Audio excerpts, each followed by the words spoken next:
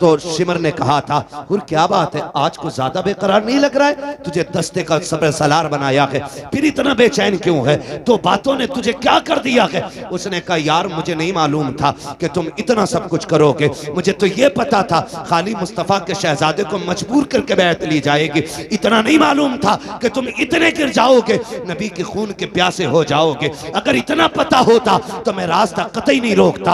अल्लाह अकबर। जब हुर ने इतना कहा, शिमर का इरादा क्या है? कहा, मैं ये सोच रहा हूं, एक तरफ जन्नत का दरवाजा है, दूसरी तरफ सबको ठुकराया। कहा, सुनो, दुनिया की दौलत तुम्हें मुबारक हो, हुसैन के कदमों की खाक मुझे मुबारक हो। लिखा था किसी ने, ये नारा हुर का था जिस वक्त फौजे शाम से निकला कि देखो यूं निकलते हैं जहन्नम से खुदा वाले। बड़ा वक्त चाहिए, सिर्फ इशारतन किनायतन में समझाता चलो। करबला में कितनी शहादतें हुई? बोलें बोले, अल्लाह सलामत रख के जो बोल गए। कितनी? 72।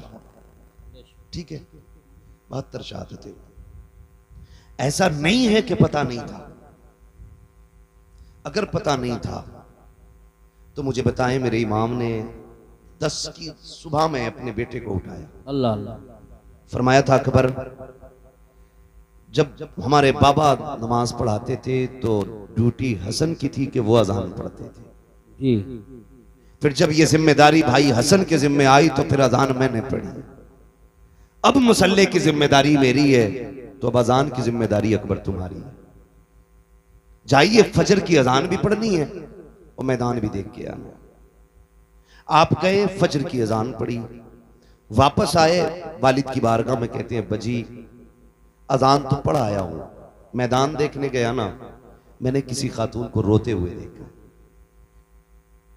उसके सर से लेकर पैर तक चादर थी, चेहरा तो नहीं देखा, पर्दे वाली कोई खातून थी, लेकिन मैंने ये देखा कि वो अपने दुपट्टे के कोने से जमीन साफ कर रही थी और रो रही थी।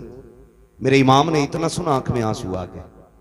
तो आपने फरमाया, अब्बा जी उस खातून से हमारा कोई रिश्ता तो नहीं था, आप क्यों रो रहे हैं? फरमाने लगे, बेटे तुम जिस खातून की बात कर रहे हो वो कोई और नहीं, मेरी मां फातिमा ज़हरा ही है। खुद बता मुझे, सोच और बता। जो ये कहते उन्हें खबर नहीं थी, पता होता तो बचा लेते। अगर पता नहीं था तो शहादत से पहले करबला क्यों आई? और ठीक उसी जगह जहां मेरे इमाम को आना था घोड़े से नीचे, उसी जमीन पे जगह साफ की है खातून जन्नत ने। गैरत आनी चाहिए। मैं कहता हूं कि तुम कलमा पढ़ने के बावजूद टोपी रख के कहते हो कि वो कुछ नहीं कर सकते थे। तुमसे बेहतर नजरिए तो इनके बारे में गैर मुस्लिमों के। अल्लाह अल्लाह, हिंदू भी जानता है कि ये अजमतों वाले लोग हैं, जिनका दिया तू खाए उन्हीं को तू गुर्रा है। और मेरे इमाम ने कहा था, तेरा खाएं तेरे गुलामों से उलझे है मुनकर जब खाने गुर्राने वाले। शर्म आनी चाहिए, गैरत आनी चाहिए। करबला शरीफ को देखे, करबला शरीफ को देखे। खुदा की कसम, एक एक लम्हा करबला का, ये 3 दिन की प्यास के दिन और 1 दिन की शहादत का दिन, ये पूरी जिंदगी का सबक पढ़ा गए। 3 दिन पूरी जिंदगी का सबक पढ़ा दिया इन 3 दिनों ने। लेकिन हमने पहचाना नहीं, हमने समझा नहीं। कई बार लोग कह देते हैं करबला में शहादतें हुई, गुजर गए। आसान नहीं होता है। घर छोड़ते वक्त आदमी के कलेजे फट जाते हैं, जबकि परदेश जाते हैं लोग, घर से निकलते हैं।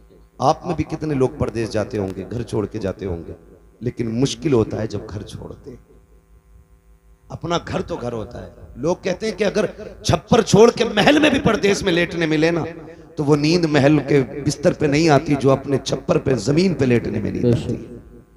ये सबको अपना वतन इतना प्यारा है। सोच, अगर तुझे मुझे संभल प्यारा है, मुरादाबाद प्यारा है, फिर हुसैन को मदीना कितना प्यारा होगा। ख्याल करें, मदीना कितना प्यारा रहा होगा, उन्होंने मदीने से कितना प्यार किया होगा। जबकि मदीना शरीफ सबका प्यारा है, जिसका शहर है उसका भी और जिसका नहीं है उसका भी। हज करके लोग आते हैं, पलट के आते हैं। तैयबा से लौटना किसी आशिक से पूछिए, अल्लाह अल्लाह, ऐसा है जैसे रूह बदन से निकल गई। लौटा के मदीने से उबैद अपना बदन ही, जो रूह थी वो अब भी मवाजा पे खड़ी है। जो मदीने से लौट आते हैं ना, रूह उनकी वहीं रह जाती है। जब भी सलाम पढ़ा जाता है उनके सामने गुंबद खजरा की जालियां होती है। तो ये तेरे मेरे लिए इतना प्यारा है मदीना, फिर हुसैन के लिए कितना प्यारा होगा। फिर हुसैन ने वो शहर भी छोड़ा, मक्का शरीफ आ गए, फिर वो भी छोड़ दिया, फिर आ गए करबला शरीफ। फिर करबला शरीफ की कहानी, खुदा की कसम अल्लाह आपको सलामत रखे, शुक्र अदा करें रब ने हमें और आपको हुसैन वाला बनाया है। हम करबला वालों की बातें करते, ये हमारे मुकद्दर की बात है, ये हमारे नसीब की बात है, ये बड़ी बरकत वाली जात है, बड़ी बरकत वाली जात है।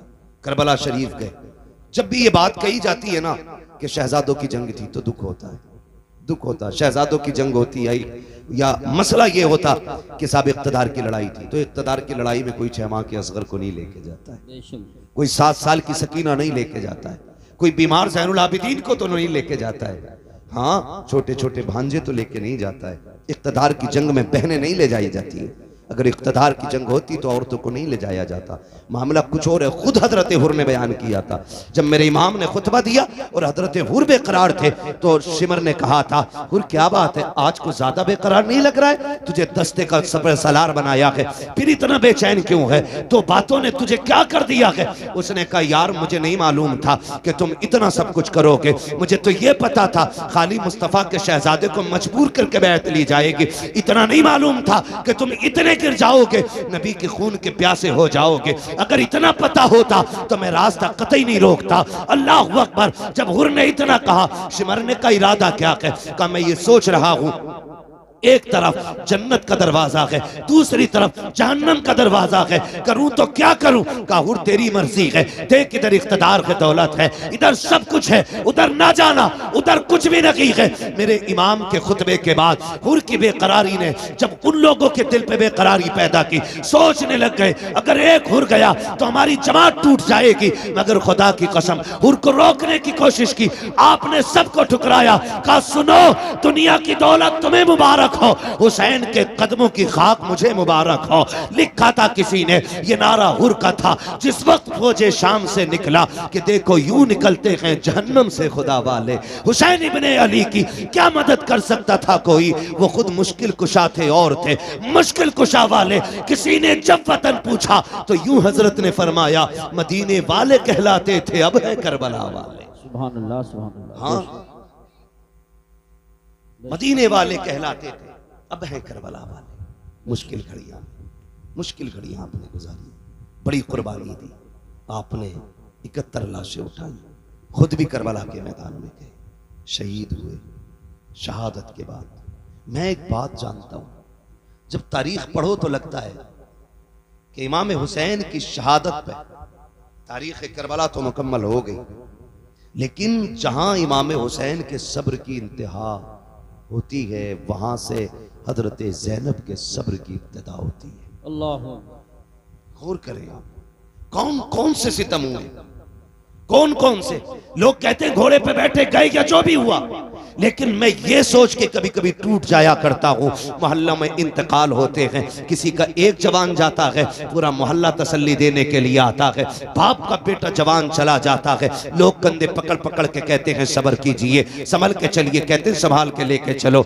जवान बाप जवान बेटे का लाशा उठाया है, इसकी कमर झुक गई है, इससे चला नहीं जाता है, जिन घरों के अंदर से सहारा चला जाता है उन यतीमों से खाने नहीं खाए जाते हैं, बेवाओं के हलक से लुक्मे नहीं उतरते हैं, मोहल्ले की औरतें जाकर के बेवा के पास बैठती हैं, हाथ से मुंह में लुक्मे खिलाती हैं, सबर कर चल तेरा घरवाला चला गया। लेकिन इनका साथ भी कब तक होता है, रात के 12 बजे तक। फिर सब मोहल्ले वाले भी कह के उठ जाते हैं, चलो जी अब चलते हैं, सोने का वक्त हो गया है। जब दुनिया छोड़ के चली आती है तो यतीम बेवा को देख के रोते हैं, बेवा यतीमों के सर पे हाथ रख के रोती है, बेवा सोचती है बच्चों का सहारा कौन बनेगा, बच्चे देख देख के रोते हैं, अम्मी जान आज के बाद हम किसको आवाज देंगे। मगर वाह रे हुसैन, तेरी हिम्मत को सलाम, तेरी जुर्रत को सलाम, तेरा एक नहीं तू इकंदर उठा के लाया था, लेकिन आज कोई कंधे पे हाथ रखने वाला नहीं है, कोई बाजू पकड़ के सहारा देने वाला नहीं है, कोई तसल्ली देने वाला नहीं है। हमारे यहाँ एक चला जाता है तो खानदान के खानदान रोटी खिलाते हैं,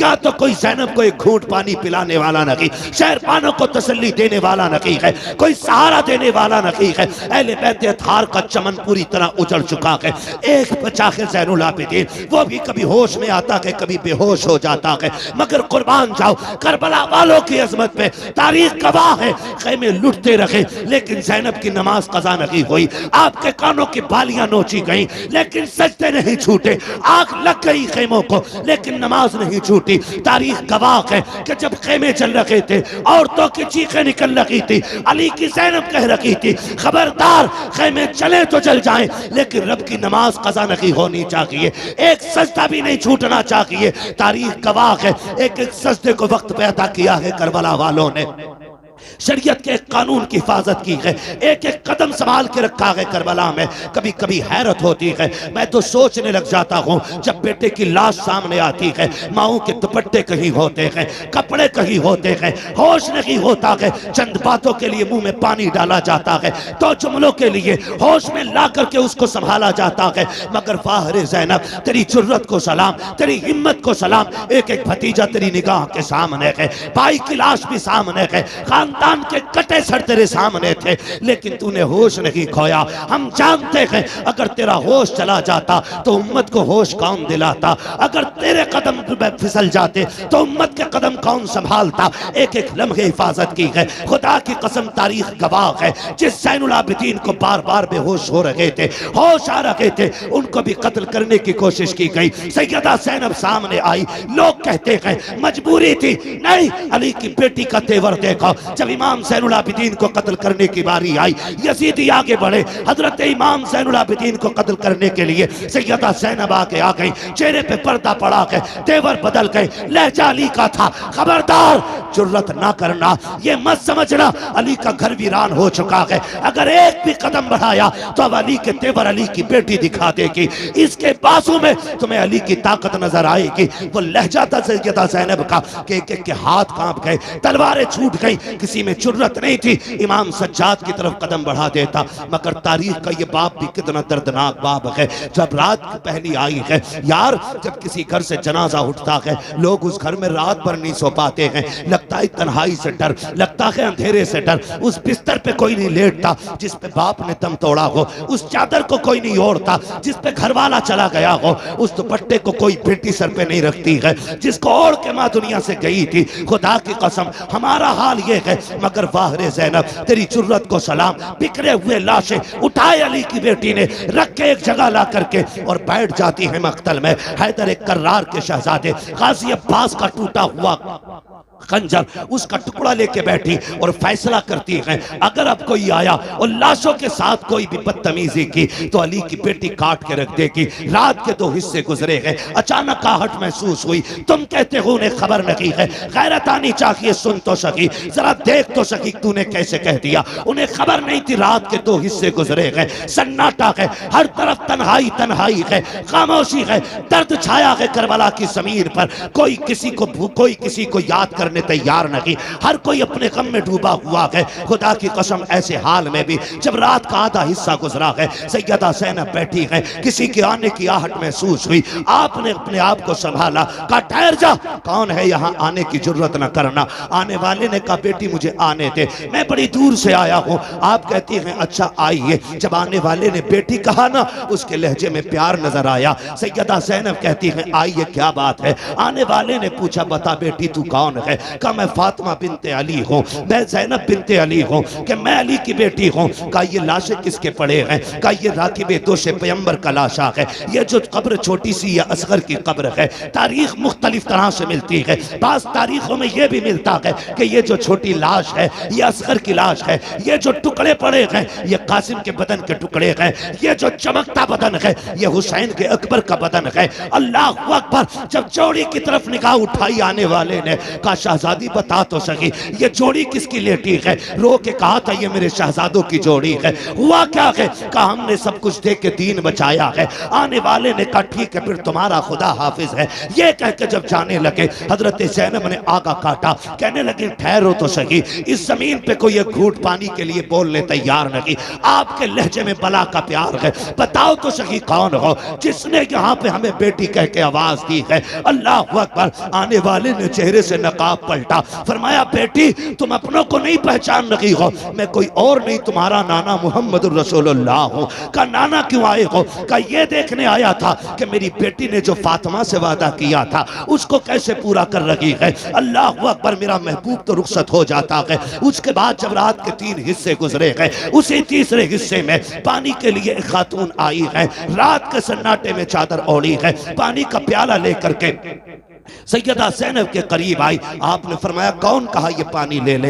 आपने पानी देखा, फरमाने लगी हमें पानी से नफरत हो गई है, हमें पानी नहीं चाहिए। उस खातून ने कहा सैयदा ये पानी ले लीजिए, मैं कोई और नहीं, मैं हुर की बीवी हूँ, उन्होंने जान दे करके गुलामी का सबूत दिया है, मैं पानी दे करके गुलामी का सबूत देने आई हूँ, सैयदा पानी कबूल कर ले। हजरत सैयदा ज़ैनब को जब खातून जन्नत का वास्ता दिया गया, आपने पानी कबूल किया, लेके खेमे में आई, ढूंढा सकीना कहीं नहीं मिली है। उसके बाद आवाज दी, मक्तल से आवाज आई फूफी यहाँ आ जाओ, मैं यहाँ लेटी हुई हूँ। आप कहीं कहा बेटी बता तो सही यहाँ क्यों लेटी हुई हो? तुम्हें तो खेमे में लटाया गया था। सैयदा सकीना कहती है फूफी जान तुम तो जानती हो मुझे बाबा से कितना प्यार है, मुझे बाबा के बगैर नींद नहीं आती थी। ए मेरी फूफी, आज मैं जब रात को सोई आँख खुली नींद नहीं आई, मैंने कहा अप्पा तुम्हारी बेटी को नींद नहीं आ रही है। मेरी बेटी ने मेरी बेटी ये कह के आवाज दी मक्तल से, कहा तुझे सीने से लगा लूं। कहा मैं दौड़ आई, कहा बेटी ये लाश घोड़े दौड़े हैं,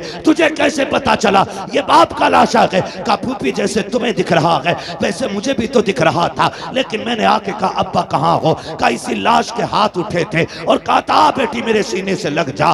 कहती फिर मैंने पैरों पे सर रखा, सो गई। कहा बेटी पैरों पे क्यों सोई? कहा मेरे बाप का पूरा जिस्म जख्मी था, सर रखती तो कहाँ रखती? बेटी तो बेटी हुआ करती है। और यार ये हुसैन की बेटी है, तेरी मेरी बेटी बाप की आंखों का आंसू गवारा नहीं करती, फिर हुसैन की बेटी हुसैन के सीने के जख्म पे तकलीफ आ जाए इसको कैसे गवारा कर सकती थी? कहा फूफी जान मैंने सर देखा, मैंने बदन देखा, जगह जगह पे जख्म है, पैरों के तलवे देखे जख्म कम थे, मैं वहीं सर रख के सो गई। उठाया, कहा बेटी उठो, खेमे में लेकर के आई, पानी पेश किया।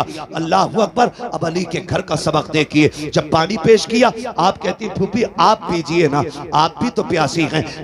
दोनों की प्यास 3 दिन की है, भतीजी भी 3 दिन की प्यासी है, फूफी भी 3 दिन की प्यासी है। लेकिन फूफी ने कहा बेटी तुम पियो, भतीजी कह रही है फूफी पहले आप पिए। अल्लाह अकबर। सुनना गौर से प्यारे, जब इतनी बात कही सैयदा ज़ैनब कहती है बेटी हमारे घर का उसूल ये है कि जब बच्चे प्यासे होते हैं तो बड़े पानी नहीं पिया कर हैं, ये पहले पानी आप पीजिए। का ये कानून है? कहा यही कानून है। फिर उसके बाद सैयदा ज़ैनब ने अपना प्याला उनकी तरफ बढ़ाया, हजरत सकीना ने प्याला पकड़ा, दौड़ लगाई मख्तल की तरफ। सैयदा ज़ैनब कहती मैं हैरत में पड़ गई, प्यास तो इसे लगाई थी, जा कहाँ रही है? कहती सकीना कहाँ जा रही हो? कहती मेरी तरफ मुड़ के देखा, दौड़ते दौड़ते कहती है फूफी अभी आपने बताया था जिस घर के छोटे प्यासे होते हैं उस घर के बड़े पानी नहीं पीते हैं, मुझसे छोटा मेरा असगर प्यासा है, ये पानी पहले उसको पिलाया जाएगा। ये कह के दौड़ी, ठोकर लगी, पानी जमीन पे गिर जाता है, आप भी जमीन पे आ जाती है, पानी जमीन पी जाती है, आवाज आती है सलामुन अला सब्र अहले बैत मोहम्मद, सलामुन अला सब्र सकीना, नबी के घर वालों तुम्हारे सब्र को सलाम हो, हुसैन की सकीना तेरी हिम्मत और जुर्रत को सलाम हो। आज खुदा की